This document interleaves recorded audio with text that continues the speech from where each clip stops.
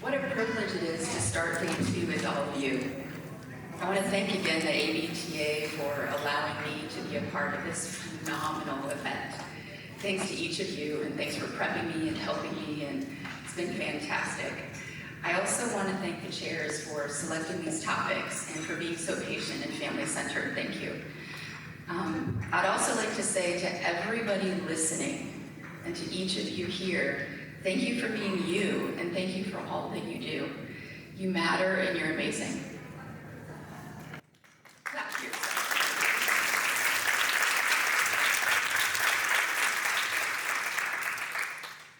So something near and dear to my heart I wanted to send as a message is, when I looked at this topic, symptom management, quality of life, well, who helps my symptoms? What are my symptoms? Trying to get education to patients, trying to get resources to patients, trying to be my lifeline. That's the ABTA. So my symptom management, my health is the ABTA. So thank you.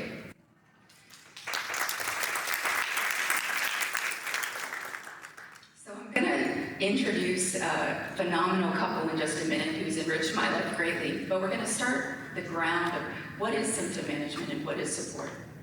I think my icon's up here.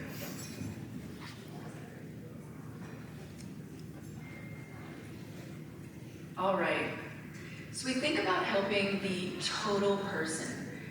As healthcare providers, we want to give someone 100% care.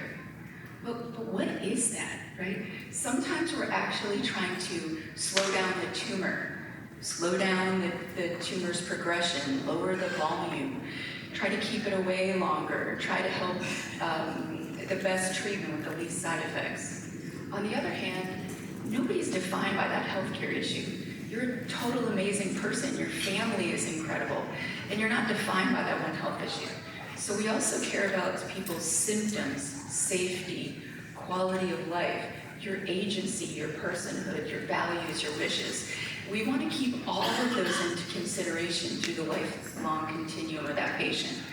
And we also want to look for opportunities to do more than one thing with one tool if we can. Sometimes something that slows down the tumor also helps people's quality of life.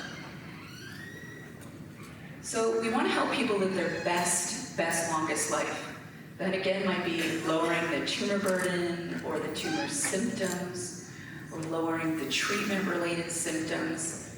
But things that we're going to talk about is what are the things that we can raise? We can raise physical wellness. We can raise emotional wellness. We can raise financial and social wellness. So we're just about to get started. So how do we meet hope on? How do we meet hope head on? Well, definitely it's about being proactive, okay? I think all of us need to stretch, have our head up, have our eyes looking far, have our voices piped up, and be ready to advocate for ourselves and our loved ones. Listen to your body. You're not a robot, you're a human. What is your body telling you? We want to make sure that each person has a medical team they trust. Your medical home, what is your medical team? But then everybody needs a personal team. You need someone to box with to get your anger out. You need to go to someone to get a massage. You need a place to go out and be quiet in nature. You need to go to your spiritual or your providence. You need your people. You need your personal time. You want to communicate routinely with those people. We call them our tribes, our families, our teams, but communicate with those people. And ask, and most importantly, accept help. So that icon on the right is think, ask, listen, think, ask, listen, your whole journey. So our learning objectives today, Dr. Suzanne Chang introduced that we're going to be talking about symptoms and side effect management. But we're going to spend the rest of this time together talking about how patients and families can empower themselves to partner with healthcare professionals and themselves live their best, longest life. So please give a very warm welcome to Mr. and Mrs. Neill Ferrill.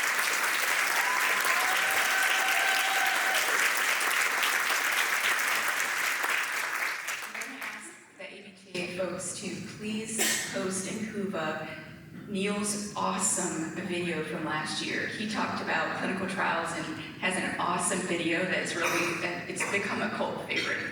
And below is a link to a wonderful TV segment they did advocating for caregivers and patients touched by brain tumors. So I want to tell you that my journey began going into the 14th floor of a hospital with the sun kind of falling along into the room in the middle of COVID, all messed up. We all looked like we were in the CDC. And I got to meet this incredible couple when they learned, unfortunately, that they had a tumor in their head that never should have been there, right? And one of the things that inspired me immediately was they were able to identify it because their family openly talked about the fact that Neill's dad had a brain tumor. So they knew, weren't sure if it was a stroke, weren't sure what it was, but boy, did they get prompt care. And that was an area of advocacy that really touched me quickly. And a second thing is he said, you know what I'm gonna do right in that moment? He said, I wanna make sure I'm tested because I don't know if there's a family history that could impact the lives of my children. So I'm gonna do that as soon as I can. So that was really awesome. So what I'd like to do is have this here to say that one of the early signals that there was something wrong with the way Neill's brain was working is you see a letter he wrote to his sister in 2021 and one a few months later in 2022. And Robin describes it beautifully, is that the family felt alerted that it was childlike.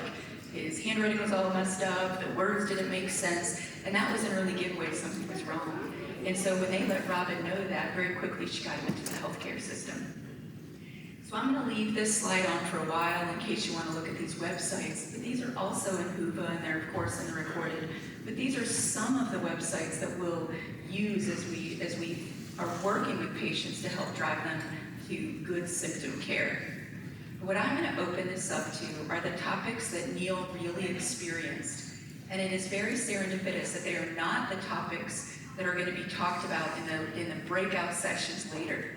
So we are just lucky the fact that we get to talk about unique things that are going to be talked about here. So I'm going to open it up to you guys and say that, so we were able to meet each other. You got through wonderful, wonderful surgery. You recovered. We started learning about what this was that was taken out of your head. We started building an individualized recipe of care. And we said we're going to do certain things to try to kill and slow down tumor and certain things to try to support you as a total person and total family. We're going to focus on preventing and fixing symptoms. It kind of all sounded great. You signed your name up for a trial and gung-ho. And then suddenly your body was like, what? So I'd like you to start talking to us naturally about what are the symptoms that you encountered and how did you guys try to work with us and work with your own resources to combat symptoms. I'll start. Yeah, absolutely. So everything seemed to be going well, and then all of a sudden, all those things kind of hit. So some of the biggest symptoms that we had to encounter, a lot of us here, was nausea and constipation. Wonderful topics there, but important. And I think what we really found was hydration. I thought I had, was pretty good about drinking water, but he was not. I was not. Yes. Exactly. And so we got hooked up with some good nutritionists, and they said, you should take your body weight and divide it in half, and that's the number of ounces you should drink. And I was like, a day or a week? And it was a day. And so I was a little behind, but Robin, I'll have to back up. She's been my biggest advocate, and he didn't think it was possible, and I assured him, Neill, normal people drink a lot of water every day, but I wanted to make sure it was not just tap water. I filtered the water, and I wanted him to have good, clean water and lots of it. And guess what? It helped. It did. And I have to tell a quick story about our past that I think relates exactly to how Robin has been such a big part of my journey.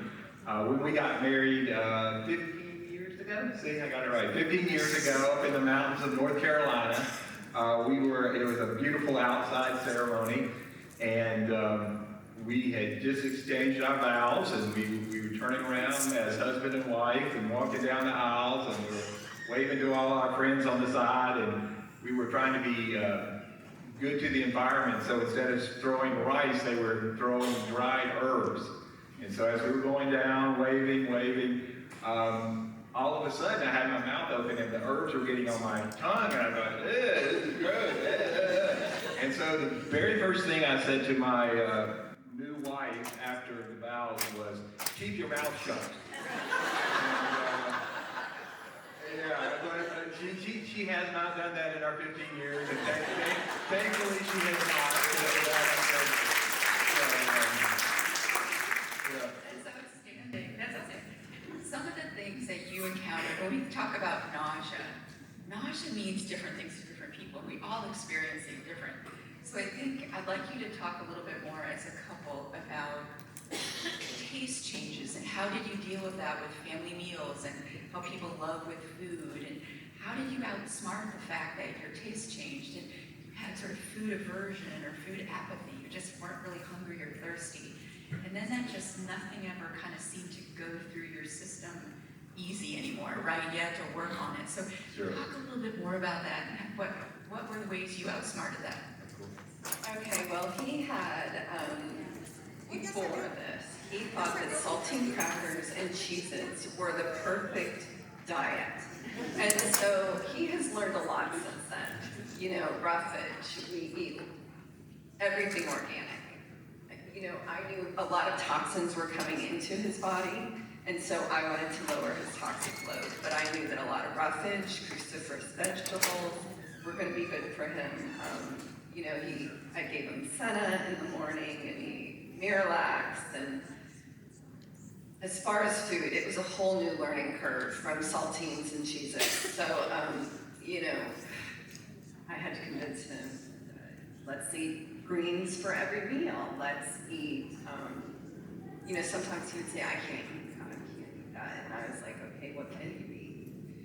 So we came up with we had coconut yogurt and organic peanut butter and some keto granola from Costco, and he was like, that's a home run. And I was like, oh, thank you, baby Jesus.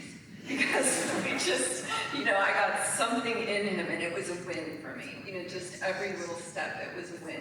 We ate organic grass-fed meats and pasture-raised eggs and just anything to nourish his body. We wanted to detox, lower his toxic load in our house. So I changed all the cleaning products, all the shampoo, all the laundry soap, just everything in our house. I wanted to lower that because I knew, you know, these doctors are so smart, and I'm so grateful for all the researchers and doctors and everything they do, and I knew those toxins were going into my husband's body and he needed it, but I needed to do what I could do to help him heal from all those toxins. And so we would get his blood work, and I would see, oh, he's low in zinc, or magnesium. He's low in magnesium.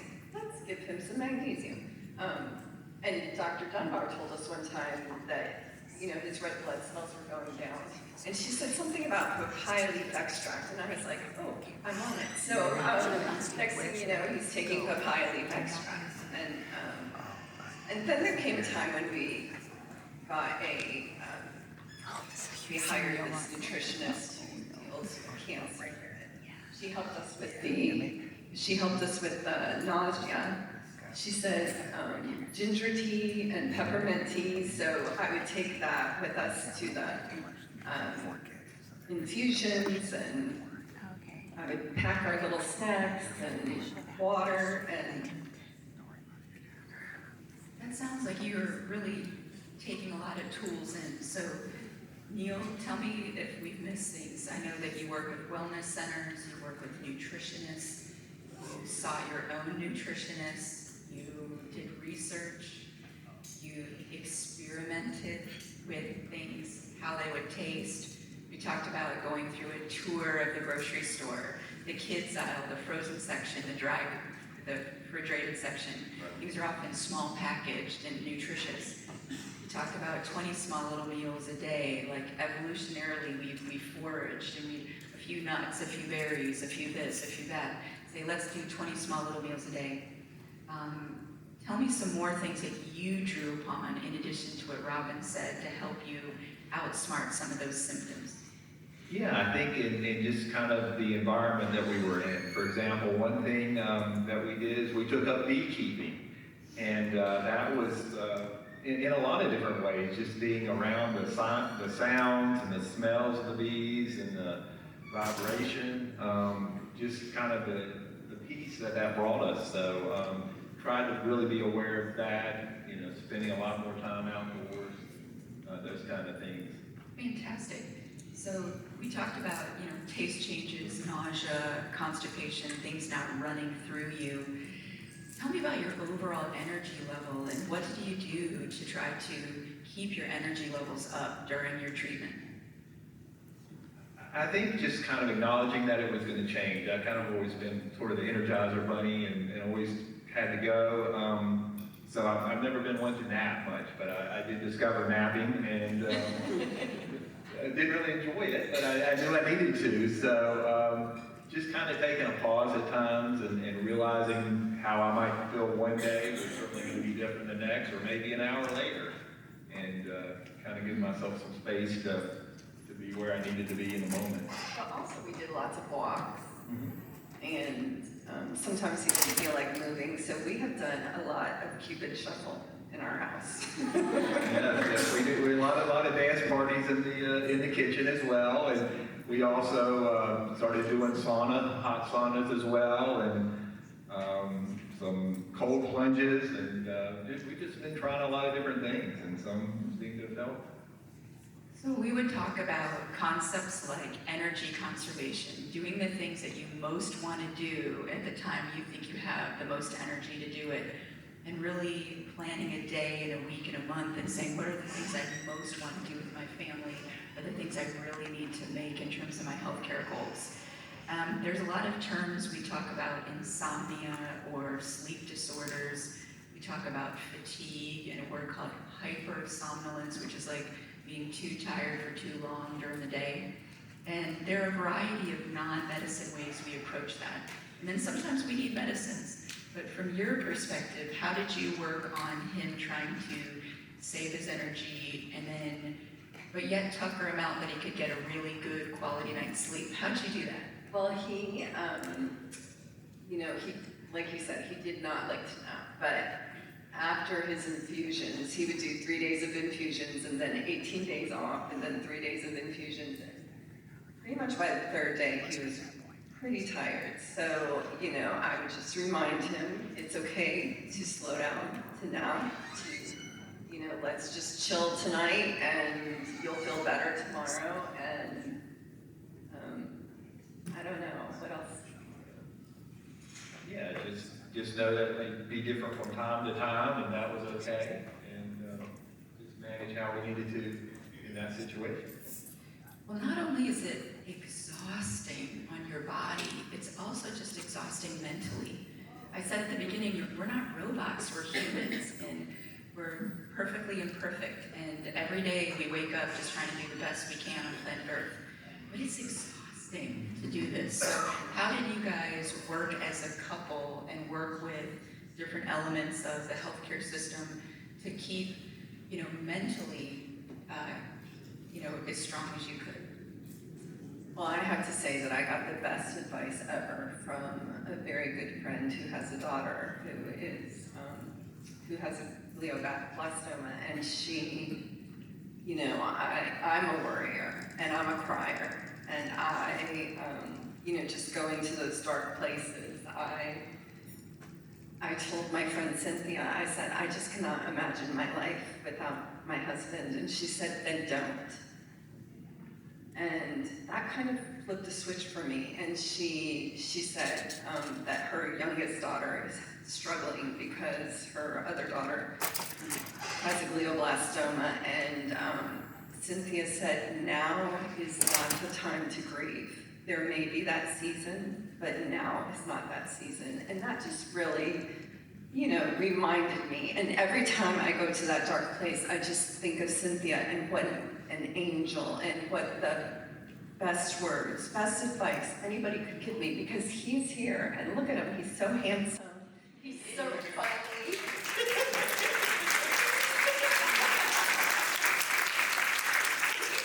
We really enjoy each other, and we have so much fun together, and we are so thankful for everybody. We are for all these doctors, all these researchers, for Dr. Dunbar coming into our life. For he was laying in the hallway. He didn't even have a bed in the emergency room, and the doctor comes and says, "Oh, you have a brain tumor," and I'm like, "What?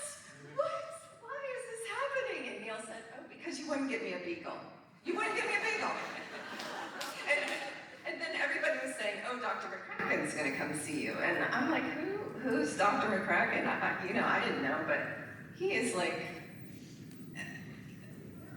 he was an angel, somebody with lots of experience that knows his stuff. And then Dr. Dunbar bebops into our room, and we were like, "Oh my gosh, she's so cute. Is she a doctor? Is she taking our lunch order? What is she doing?" It's hilarious. And there's a lot of nicknames that get used a lot. There's lots of different things. But seriously, because you guys are talking about what's so incredibly important is the two of you guys are on your own roller coaster. You as a patient, you never asked for this. You as a spouse, you never asked for this, and you're on your own roller coaster. And one of you is tired and the other one is motivated, and one of you is scared and one of you is at peace, and one of you is mad about something and someone else feels joyful. And then you're also trying to relate as a couple and relate as parents and relate in all of the other social aspects. And I think that I'm a deep believer that all therapeutic relationships have to have three components. So we think about seeking solace, seeking advice. It has to have three things. One, the person actually has to know something. It can't be like a drinking buddy, a fishing buddy, a bitch and stitch buddy. It has to be someone who really has a skill set in the area you need help. Two, they have to be completely super for real confidential. You have to know that is not going to leave that space. And third, that person's fate cannot be related to yours in any way, right? So that means by definition, they can't be each other's helpers, right? And that you guys are on a similar journey as a couple, but also your own journey. So what are the ways that you've drawn support? Who have you gone to get support in that incredibly essential job? Well, I think, as you said, kind of selecting the friends, and even as the talk with keynote speaker last night, how she was saying, some of the friends that you had before may not still be your friends, and that's okay. But we've certainly found others that have filled in that spot, and as Robin mentioned, the one Cynthia, and just having those folks that you could lean on, you could call, and you could share, you could scream, you could laugh, whatever. Absolutely. The feeling was. What about you, Robin? I have the greatest friends. I have always had the greatest friends. And all my great friends love my great husband. And, just people have come out of the woodwork. I mean, you are our doctor, and Dr. McCracken was our doctor, but, just spiritual people from church, Cynthia, and it's crazy, but Neill's father had a glioblastoma, and Neill's father was in Rotary for over 50 years. Neill's in Rotary, and there's 3 people in our Rotary family that Dr. Dunbar is their doctor.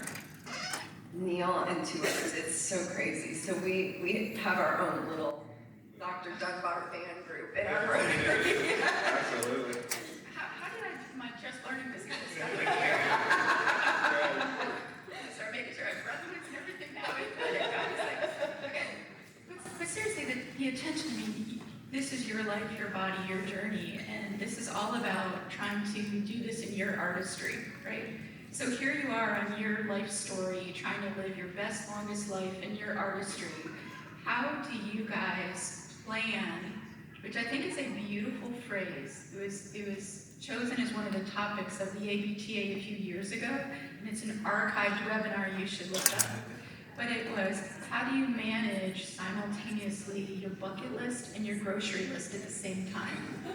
And I'll tell you that I've got on that thought a million bajillion times. How do we balance the unknown and plan in the setting of life as it is, right? So how do you guys sort of manage that? Give us a pearl of wisdom or two about how you guys sort of conceptualize planning in the face of the unknown. Well, like you said, we all just don't know. So I think the way we've kind of approached it, and for us is, for example, we've always wanted to go away for a summer and just get away, but there was always the kids or the pets or the fathers living with us or whatever, and then the brain, it just was always something. But so we finally decided, well, if we're getting no kids we have to care for, no pets this summer, so we decided this was the summer. So I finished up my treatment On June 1st. on June 1st. Our car was packed. We hopped in the car. We live in Atlanta. He rang the bell. Rang the bell. We live in Atlanta. We hopped in the car and we drove to Maine. And so we were in Maine for the entire month of June. Ate lots of lobster and just kind of hung out. And it was epic. And so that's kind of how we've tried to live our lives. Can't go to Maine every month, but Every summer. working on it. Yeah. But I just think every day we wake up and we're just grateful. I mean, we are grateful. Every day we're like, gosh, we're so blessed that Dr. McCracken and Dr. Dunbar came into our life. And, look at these friends who are willing to help us. And, Neill had a bad scan recently and Dr. Dunbar helped us navigate that. And I mean, how incredible is it that we have these great doctors that are looking after him, and not a lot of people have the resources that we do, and we're just grateful for, and the family, our family is just, and his sweet old Southern mother, oh my gosh, she is Elaine Ferrill, she is just amazing, and Someone we have to clone for sure. Absolutely. I don't believe in cloning, but if there's a few people I would. So we have 3 more minutes left and we're gonna open it up to questions, but what I'd like to do, if okay with you, is I'd like for each of us to leave the audience here and the audience listening with just a few things that we think are deep from our heart that we wanna share. Like it could be a life hack, a tip or trick, but just something that in your contemplation of what today would be like, that you wanted to make sure you let people know. Okay? So I'll start. Okay. So really what I would like to do is, in the literature of healthcare, people use the term complaint. The patient has a complaint of. Well, I've never wanted to erase something so badly as that, because you guys aren't complaining. I want you to feel empowered to listen to your body and articulate it in whatever way you can. And tell that to everyone you know. Tell that to your healthy kids. Tell that to everybody. You're giving your healthcare member essential data to help keep you safe and as well as possible. So I like to think about things as, you could tell me something, a symptom, and it's like a puzzle piece of a mosaic, but you don't know that that mosaic exists and you've never seen it before. So you're giving me an essential puzzle piece. And you don't necessarily know in that moment, and very humbly, I may not either, if it's just notable, like, oh, you have white lines on your nails. Oh, that's notable. An oddity, great. Or maybe it's just annoying, maybe it's misery, and maybe it's danger. But you don't know, and I may not know immediately. So if you tell me data, you're not complaining, you're empowering yourselves and me to help stack the odds in your favor that you'll be as well as you can for as long as you can. So that's my message to you, is communicate and tell us what your body's telling you. So, And my advice to repeat was Cynthia's advice to me. Now is not the season to grieve. Now is the season to be joyful and grateful. And that keeps me from going to dark places. And I guess mine is just simply to have a lot of different emotions, perhaps even at the same time, is okay. You know, it's okay to be pissed off. It's okay to not understand why things are happening or why they are happening. But just to accept those are, you know, where you are, and we're all going through it. So. Amen. Awesome. I cannot thank the Ferrill family enough for being here, and I really just want to give you guys an opportunity to give them another warm applause. Do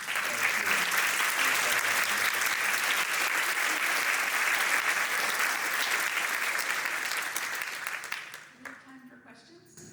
Fantastic. Thank you all so much for that great advice.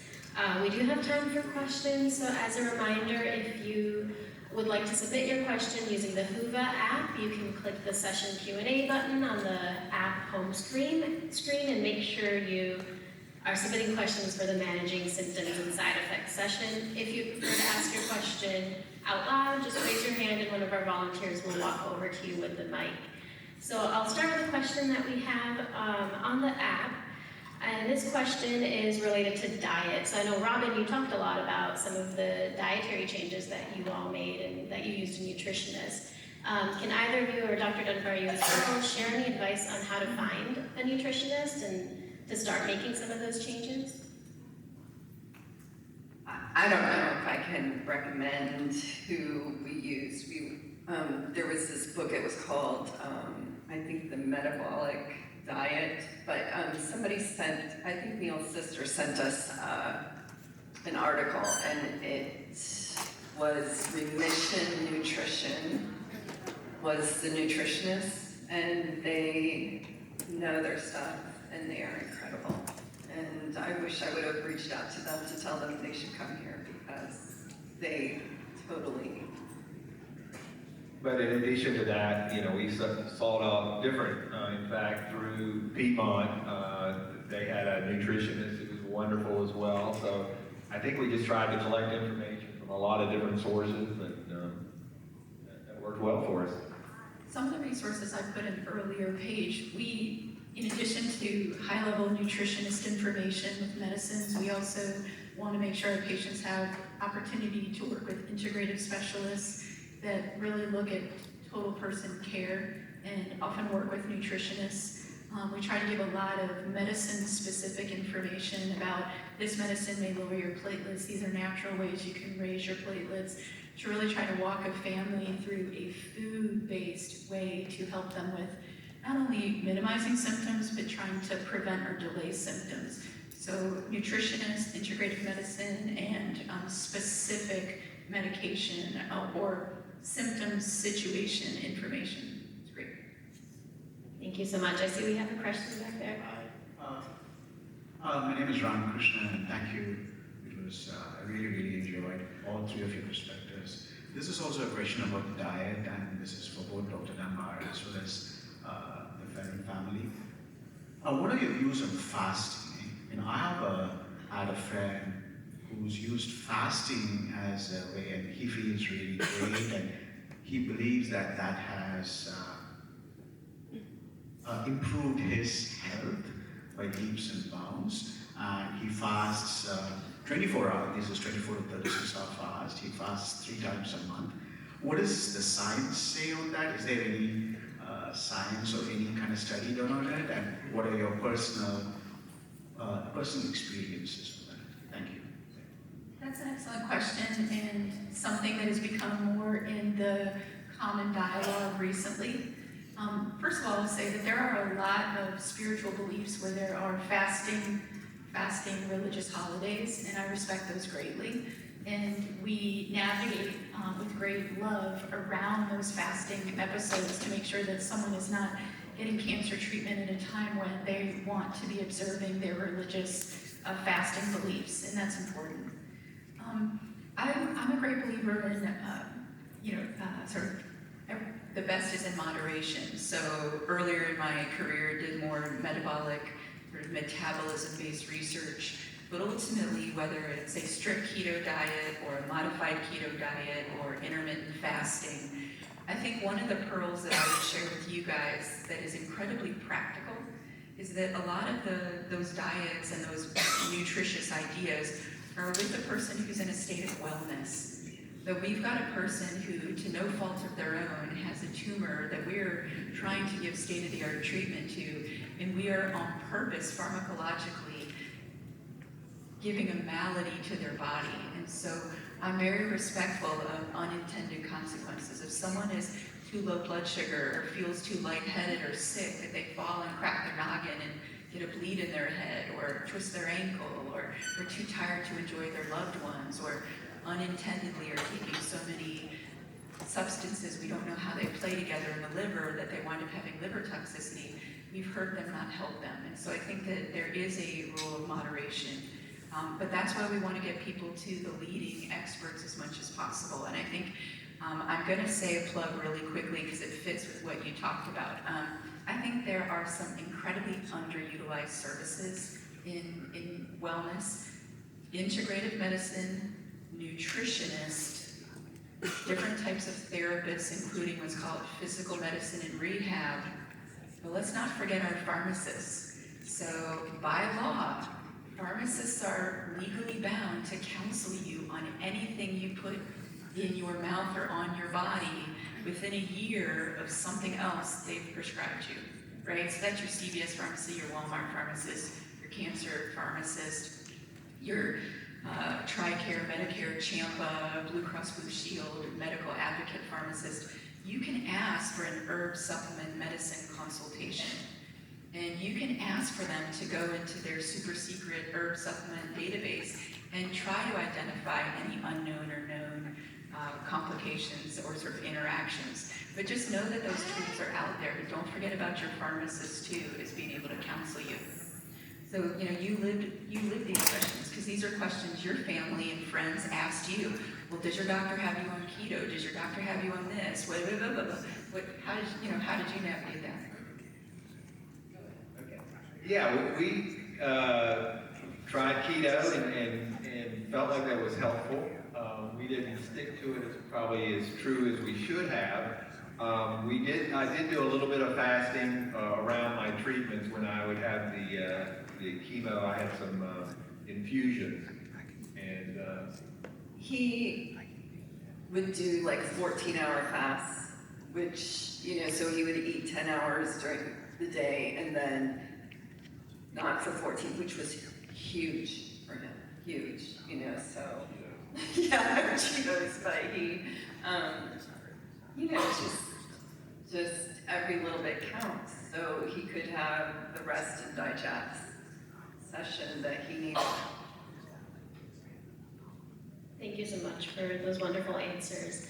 Another question we have here, Dr. Dunbar, you were talking about the importance of communicating those symptoms, like the notable symptoms. What can a patient or a family member do if their doctor is dismissing or minimizing the symptoms that they're bringing up? Great question, and I'm going to answer that, but I'm also going to ask something too, which is we really do want to give the best possible care, but the fractured healthcare system makes it hard on all of us. But we can lower those barriers if we can have information presented to us in a way that we have a fighting chance of helping you the most. So I actually really like if my patients portal me ahead of time and they're like, hey, there's 2 or 3 things we're going to ask you, or blah, blah, blah, because it might give me a 2 or 3 day heads up to ask a medical nutritionist, ask a pharmacist, go do research on something, divide that up. Okay, can my nurse do one thing, my physician assistant do another, my nutritionist do another, and then we actually are prepared to talk about that stuff in the visit, et cetera, et cetera. There's a saying that we learn in medical school, which is the tough questions are asked when you're like going and you're putting your hand on the door and saying goodbye, Mr. and Mrs. Smith. Then the question comes up about, I'm having a, you know, fill in the blank. And that's really hard because you didn't know that question was coming, so you managed your time differently.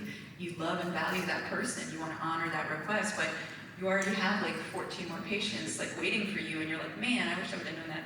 So please, please, please try to get information about what's most important that you want to get across, at that visit and empower yourself to say, listen, I know you're gonna talk to me about whatever, but I'm having a new symptom. I wanna start with that. Or, send your questions ahead. So in terms of if someone seems dismissive, one of the things, we're human and sometimes we're exhausted and tired too. So sometimes we're not the best versions of ourselves, and forgive us, right? But if someone is consistently dismissive because they aren't just tired that day and they didn't pick up your social cues and they just couldn't meet your needs as best as you wanted, if they're consistently dismissive, I do think that to the level that you feel comfortable saying something to them about the fact that you're not sure that you guys are communicating as much as you would want, that you have a therapeutic relationship that you want, and have a dialogue if you feel comfortable, or allow a friend or a family member to kind of be able to normalize that topic for the healthcare provider. Give them a fighting chance to correct the situation. But if for any reason that does not happen, or you don't feel comfortable doing that, then I would encourage people to seek a therapeutic relationship with providers. There's more, there's not as many brain tumor specialists as there are other specialists, but in the world of virtual medicine and telehealth, and there's a heck of a lot more opportunity, and I encourage you guys to do that in your own artistry. I'd like you guys to address that, that there can be a feast or famine for different families and different levels of connections and satisfaction you have. You don't have to like us. You just have to feel a therapeutic relationship. So how do you guys approach that? Well, I think you're right. I think it's not personal, right? So sometimes you connect with the doctor, and sometimes you don't, and that level of comfort is there or it's not.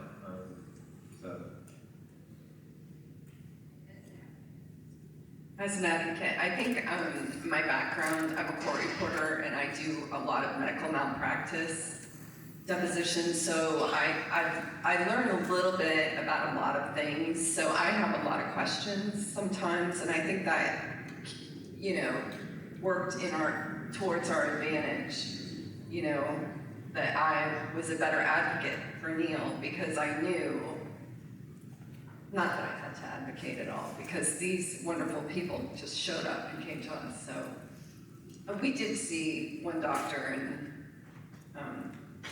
I asked some questions. And You didn't keep your mouth shut, right? I didn't. I kept my mouth shut. Moved on, right? Yeah.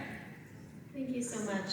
Another question we have here is about a side effect or symptom I think a lot of people in the audience can relate to, and that's fatigue, extreme tiredness. Is that something that you experienced, Neill, and can you maybe share some advice on how you've coped? Dr. Dunbar, feel free to jump in as well. Thanks.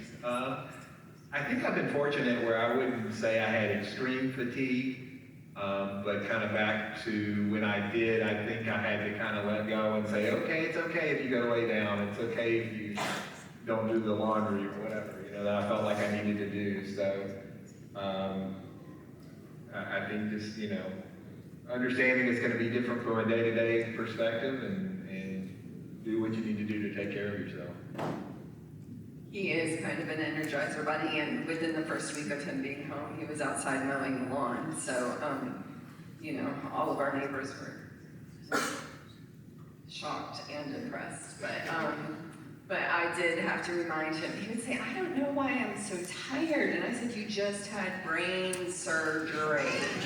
You need to heal. Go lay down. And, remind him when he had his infusions that it's okay to lay down and rest. Your body is telling you something. You need rest. Go take it, please. That's excellent advice. I'd add to their life experience by saying that fatigue is an incredibly ubiquitous experience that we all have, but there can be a million causes and a million fixes. And so it's really a call to duty to be a detective about why someone is fatigued, the 1 or 10 or 20 reasons, and then look for opportunities to make each of those a little bit better if you can. So we talk about having a better sleep arc. Go to bed earlier, wake up later, do everything you can within the teaching at the bedside, which you can read about how to drive a good night's sleep. There's a lot of practical wisdom out there. So go to bed earlier, wake up later, and really try to be active enough that you can get yourself into a deep restorative sleep. And there is so much content there. That's hours and hours of talking and breakout sessions. But I'd also say that sometimes patients really do need to partner with their medical providers to do that detective work, because it could be general medical. It could be other medications like heart medicines or diabetes medicines, or obstructive sleep apnea, or other health issues are keeping the person from getting a good night's sleep, or keeping the person's energy or sugar levels well enough to feel energy during the day. It might be that the person's endocrine or hormone system is not serving them, or for reasons that nobody understands, that someone's gut is not taking the nutrition in that you're eating and not being able to turn that into energy. Each one of those are different pursuits, and so partner with your physicians and say, let's get to that detective work and let's crack the code of what might be some of the major contributors to my fatigue. And I'll tell you, that's so satisfying for us to go through that experience where you're feeling, man, I am so fatigued. We go through that algorithm together, we get on a recipe, and then you guys are telling me about all the cool things you're doing with all the energy you have. And that's a fantastically rewarding experience. I just have one last question before we end. Well, first off, thanks so much, Dr. Dunbar, for being here, and Robin and Neill. It's been wonderful to work with you. And I also just want to put a plug. Like, this session was really to lay the groundwork for our breakout session. So if you want to know more about managing symptoms and side effects, a plug for holistic care or preserving cognition and emotional health after this. But my question is, not everybody has a Dr. Dunbar. Not everybody has all this energy. And so this question is kind of twofold. So how do people advocate for their best self to get the best care that they can despite limited resources or despite not having access to a wonderful doctor like yourself?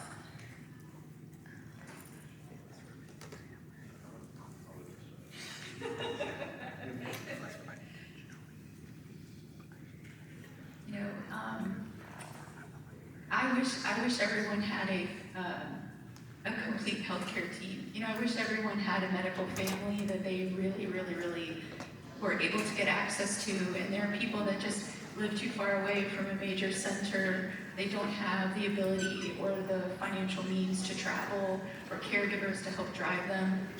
I think the biggest thing I would do would be to tap into anything electronic you can, in terms of, there's so many resources through the American Brain Tumor Association. There's resources in major brain tumor centers' websites. There are phenomenal resources through the National Cancer Institute that are incredibly high caliber resources created by people who are passionate about giving information to patients and caregivers. So really utilize your electronic tools and really ask the people to your left, to your right, your primary care physician, your neighbor, someone in your church, your work environment, and say, can you help me get access to people that I need to? And a lot of times it'll be a friend and a neighbor and a this and a that, and somebody pointed them to a better situation, and then somebody else is willing to drive them. Okay? But it definitely is an incredibly important goal for all of us. I wanted to say fatigue, and sometimes when your head isn't in the right place, the Cupid shuffle really does help. It does. I mean, I don't think you can do it without laughing. So, or putting a smile on your face. And sometimes you're like, oh, I don't want to get up and do it. But then you get up and do it, and you're like, hey, I'm glad I got up and did it, and you moved. So. And put that in Huba. Yes. So that is my advice. Yeah, and to your point, I think we're all connected, right? So I think once you're comfortable sharing your situation, then, as Dr. Dunbar said, usually a friend of a friend knows somebody, and there's resources out there, so seek them out. Thank you so much. That is all the time that we have for questions. We're going to go ahead